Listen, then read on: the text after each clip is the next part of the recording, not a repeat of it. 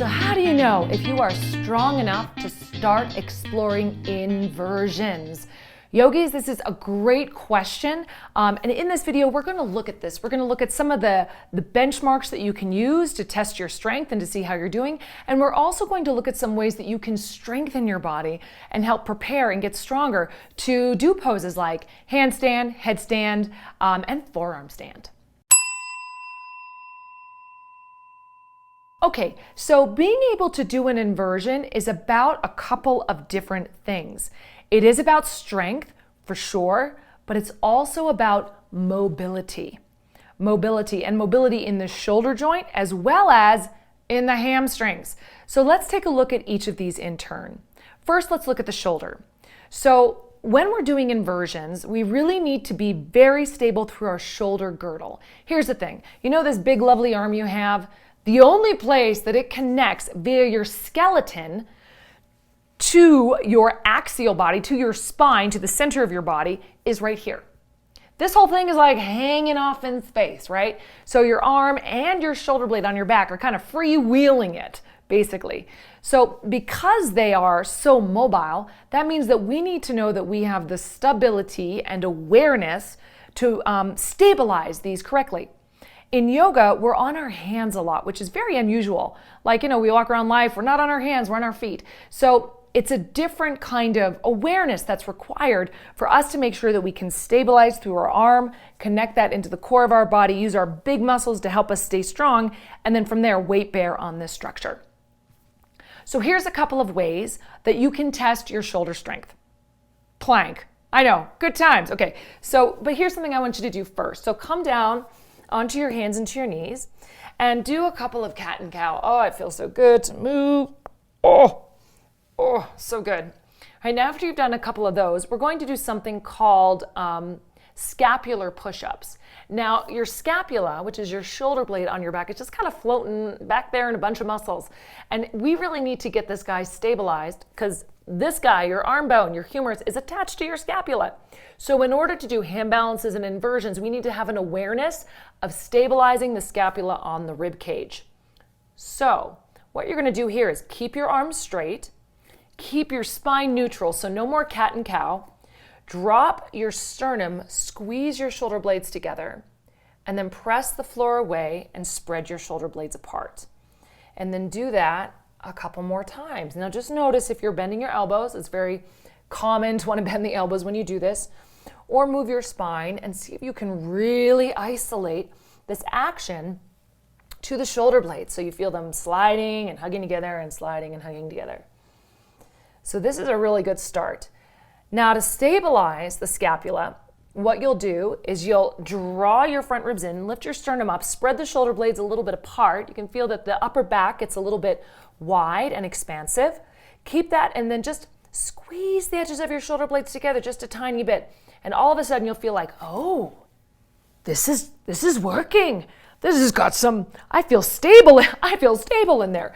And then once you have those two actions, those opposing actions kind of hugging your scapula onto your rib cage, then you can step 1 foot back at a time and take plank. And I would say you want to be able to hold plank 30 seconds, let's say. 30 seconds to start playing with inversions, or just to know that you're cultivating the strength so you can work up to that. Do a 10-second day, do a 15-second day, 20-second day, add on. If you can get to a minute, even better. It's good life stuff anyways, doing plank. Now, the other thing that's we want to be aware of when we're doing plank is the core. Because when we're doing an inversion, our proprioception, our ability to know where we are in space, kind of goes out the window, right? And so we need to make sure that we're connecting the intelligence of this part of our body, our shoulders, to our pelvis. So your core, your abdominal core here, is what connects these two kind of missing links. So when you're in your plank pose, you can find this. So again, I'm going to set up my shoulders first, pull the bottom ribs in, spread the shoulder blades a little bit apart, and then tuck them into their little pockets, draw my navel in, step my legs back. Keep my legs super strong and straight. We don't want to have this going on in the back, right? So pull the navel in, pull your pubic bone towards your belly. And then you'll start to feel this work in here. Woo, right? So plank pose is a great way to prepare for inversions. Also, in handstand at least, we're weight bearing through the hands, which is actually kind of challenging, right? So one thing that I want to talk about with the hands is that you want to connect the hands to your armpits. These guys, the latissimus dorsi and the pec, are the big muscles. They're the big tough guys of the body. And we need to make sure that our connection to the earth, our foundation, is talking to the big muscles. So one way that you can do this is something that's called the pickle jar. You might have heard me talk about this before. It's where you press your hands into the mat and turn them open like you're opening 2 pickle jars. And as you do that, we can do it here on cat-cow, you'll feel that the lats start to engage. Whoa, there we go. So now I got my shoulder blades stable. I'm screwing my hands into the floor so that the big muscles of my back are starting to work. My core is working. And this is a really good prep. And so if you can do that for like 30 seconds, I'd say that that's a good benchmark. Step 1. But wait, folks, there's more. It's not just about shoulder strength. It's also about shoulder mobility. So when I'm in handstand, my arms are here. This is pretty open. When I'm in pincha, my elbows are bent. Woo! And when I'm in headstand, my hands are behind my head. So you can see that my arm needs to have the flexibility to get way up here by my ear. So ways that you can test this, of course, you could do a nice stretch. Now, as you do this and bring the arms up, make sure the ribs don't pop forward. That's cheating. Keep your ribs into your body as you bring the arm up. You can either just work the arm straight, a la handstand, or you could bring the hand down to your shoulder, right? Or even do Gomukhasana arms with a strap. If you have that mobility in a non-weight bearing position, your arms can get up above your head and wrap in. This is also cheating. Keep those outer arms wrapping in, external rotation and flexion as you take the arms up. Then we can see how you do in weight bearing. And one of the best poses to check this out in is downward facing dog and dolphin pose. So in downward facing dog, set yourself up. So one of the nice things you may notice now is everybody that you've been preparing for inversions just by doing downward facing dog. Find your pickle jars, curl your toes under, lift your hips up. And this is the place where you work that external rotation of your upper arms by rolling your biceps up towards the sky and squeezing your outer arms in. Now, the thing about an inversion is that we tend to walk the feet in. So you could do that right from here. You could walk the feet in. Don't let your shoulders shift forward. Keep your shoulders over your wrists. Lift your head, walk in as far as you can, and lift up onto your tippy toes and push the hands down. Then maybe you can lift one leg up at a time. Woo! And if you can sustain this weight-bearing action through your arms, then you know that you're on the right path to being able to have the strength to do something like handstand. Another great way to help prepare your shoulders is through Dolphin. So in Dolphin, you can either have your forearms parallel. You could interlace your hands together, although this is a little bit easier. And this is a little bit more challenging. So you place the forearms down, pause, find your shoulder girdle again, so pull the front ribs in as you hug the shoulders onto your back. This time keep the shoulders away from your ears, no hunching. Curl the toes under and lift your hips up. Now push the elbows down and pull the ribs and the pelvis up. Then, without shifting the shoulders forward, walk in as far as you can. So here's where we start to see some of the other things we need for our inversions, which is hamstring opening. You don't need hamstrings to be open once you're in the pose, but you sure need it to get into the pose. And so you can play here, lifting one leg up and lowering one leg down. And what you're trying to do here is not shift. So you want to be able to keep the elbows down and the hips stable and not kind of swing side to side. When you lift one leg up at a time, can you keep your pelvis stable, not swinging side to side, and the leg nice and square? So let me just show you a common misalignment. So often when we do this pose, coming into Dolphin, this will shift forward or down. No. Got to keep the shoulders up and in your back. That's super important. And then as you walk the feet in, no shifting forward. Pull the back ribs into your body, lift up through your hips. When you lift one leg up, it's tempting to drop the hips or shift into one arm.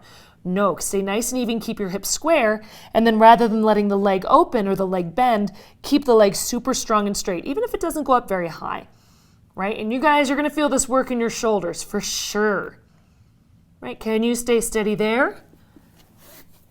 And come on down and take a well-deserved break. So we've started to touch on the issue of the hamstrings and the legs.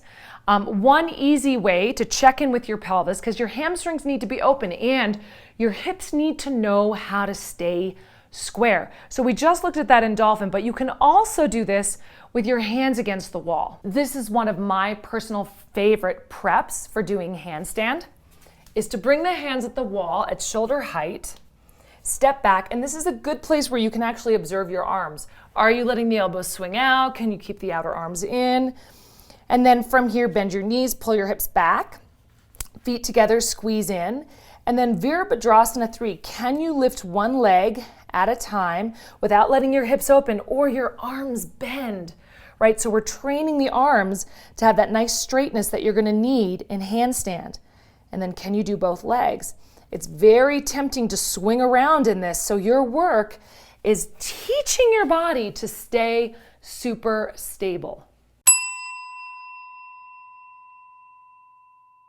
All right, my friends, I hope that starts to give us some ideas about how we can assess if we're ready to do inversions, and also some strength building techniques that we can use to help cultivate both the mobility and the strength that we need in our bodies to do these poses safely.